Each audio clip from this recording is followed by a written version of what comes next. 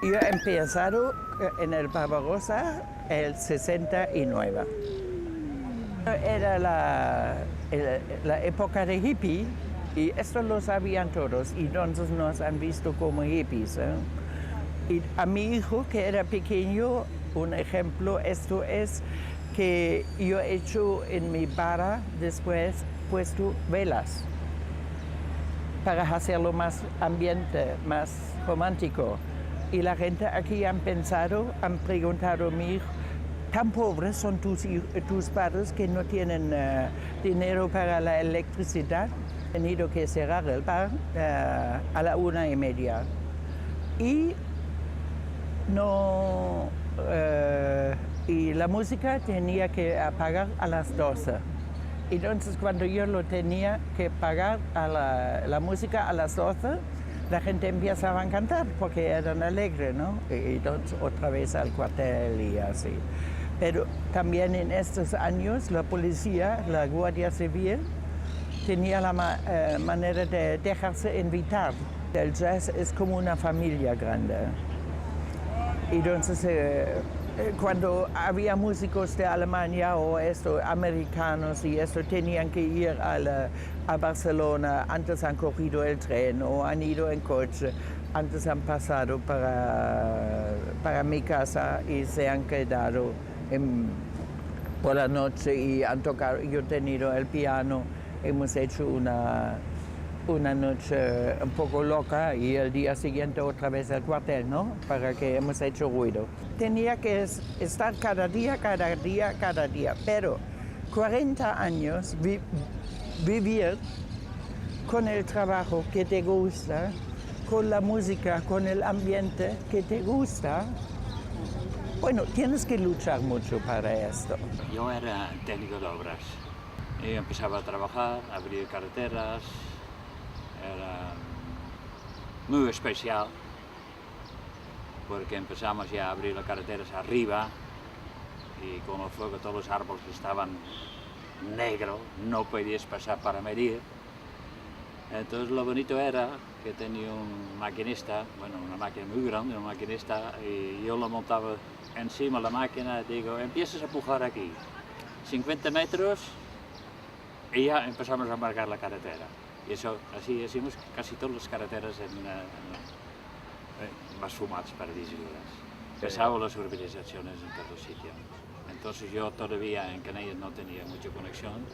Más tarde sí, por mediación de Díaz Pacheco, porque era presidente de fútbol, yo entré en la junta, empiezas también a conocer muy bien yo, bueno, secretario. En el ayuntamiento lógicamente me conocían muchísimo. Passejava a la platja, a davant del col·legi, he sentit una música clàssica de Vivaldi i he mirat i he entrat a l'aula i he vist un senyor que se diu el senyor Garriga, que encara està fora aquí, que tocava. I jo diria, quina música més maca, i ja vam parlar. I també va venir la senyora Doña Anna, la directora de l'època, i bueno, m'ha demanat, i vostè és de vacances i tot això, he dit que sí, i jo tinc uns estudis de dansa i m'agradaria de fer una cosa per aquí o el que sea. I ella em dit en seguida, mira, aquí no hi ha ni una escola de dansa. I clar, jo me l'he pensat, he tornat amb el meu home a Perpinyà i després, a poc a poc, hem decidit de venir aquí. Però no he muntat l'escola de dansa de seguida. I m'ha esperat una miqueta de quedar aquí i he donat algunes classes aquí al col·legi Vicenç Vila, gratis, perquè la gent encara no estava mentalitzada i a poc he agafat el local que estic encara. De muntar una escola, que al temps estava més bé de muntar un negoci que una escola de dansa, perquè tenia molt pocs alumnes estrangeres i després a poc va venir la gent, però veritablement a poc, perquè no podia viure amb això, tenia 10 o 12 alumnes. Primerament a la SUF, a la sala de la SUF, nostre primer festival amb una decoració que m'ajudava els pares per fer la decoració. I després, justament, el senyor Piquer, Tomàs, ha vist un espectacle i m'ha dit, oh, si vols, ja te deixo el xic. I ja vam tirat el xic molts anys fins que Rosa faci un teatre. Una professora de dansa amb molta disciplina, amb molt caràcter, bueno, però pot ser que és veritat, que ho tinc d'acceptar. Però, com dic, jo no he muntat un negoci, he muntat una escola de dansa. I l'escola de dansa té de funcionar d'una certa manera per tenir resultat. I amb tota aquesta disciplina, clar, l'he aplicada des del moment que he muntat l'escola. Al principi teníem problemes encara, perquè com que l'espai encara no estava al mercat comú, problemes de papers, de residència, de permís de treball i tot això, i al principi havíem d'anar cada 3 mesos, havíem de sortir un moment del país i tornar a entrar, sí, perquè no podies quedar, o no sé exactament quant de temps podies quedar. Però la primera feina era cuidar nens i després vaig treballar amb el típic de vendre apartaments de Santa Margarita. Llavors amb el turisme ja vendre discos de Can Joanola. Jo també vaig vindre a cuidar nens, els mateixos, més tard, després també en immobiliari, després vaig estar anys a Casa Caliente, en Canelles, que era també lloguer de pisos, o d'apartaments a l'estiu. I ara ja fa anys que tenim el propi negoci. Paco, sí. Es un nombre de Municipal Polinesia. Al principio cuesta mucho, claro. Ese tiempo yo joven, mucha gente coge mi principio no serio. Piensa es un extranjero que quiere ir aquí. Pero al final, marchado todo bien. Bueno, yo tenía el primer negocio a la calle San Isidro, era una tienda petita, y después cuando yo compraba el terreno a 67, después a 72 yo hice la primera parte de la tienda, planta baja y sótano, y después hice las otras 2 plantas con 3 pisos arriba. Una tienda aparte de muebles no tenía, pero por instalar casas.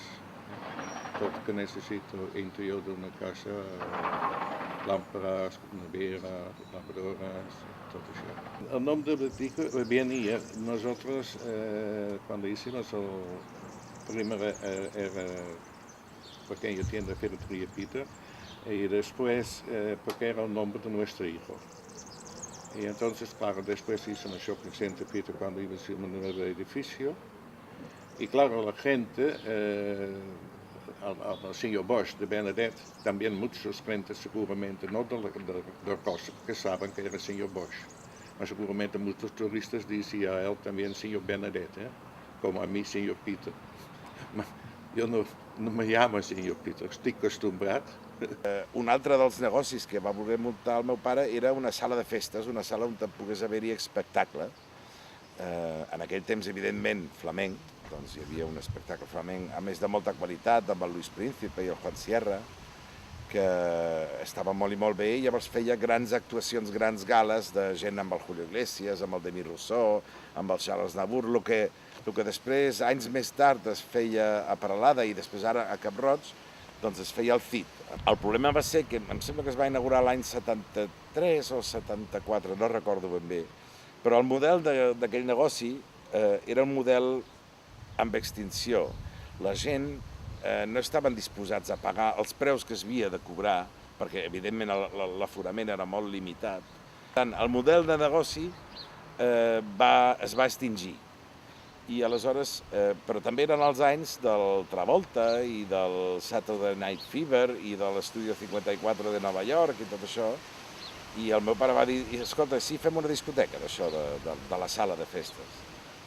I, home, jo vaig dir, podria ser una bona idea, podria funcionar molt bé. Vam convertir la sala de festes en una discoteca totalment capdavantera i la gent ens deia, esteu grillats. Roses no era un lloc, com ara, per exemple, Platja d'Aro. Platja d'Aro sí que tenia una certa tradició de vida nocturna, begú i tot això. Roses no tenia res d'això. I vam dir que ens era igual. I el xic, jo crec que va ser durant els primers anys 80, va ser per Roses tan important com pot ser avui el Bulli o alguna cosa així, perquè va fer que vingués molta gent a Roses i que conegués Roses. De fet, hi va haver un moment que es van muntar tantes discoteques grans al voltant del xic, per l'èxit del xic, llavors que els empresaris locals van dir si aquests poden, jo també, i encara puc fer-ho millor, que Roses, o la badia de Roses, entre Empúria Brava i Roses, es va convertir en el lloc amb més discoteques, macrodiscoteques per càpita de tot l'estat espanyol. Hi havia més discoteques aquí que a Platja d'Arau, que a Eivissa, que a Barcelona, que a qualsevol altre lloc.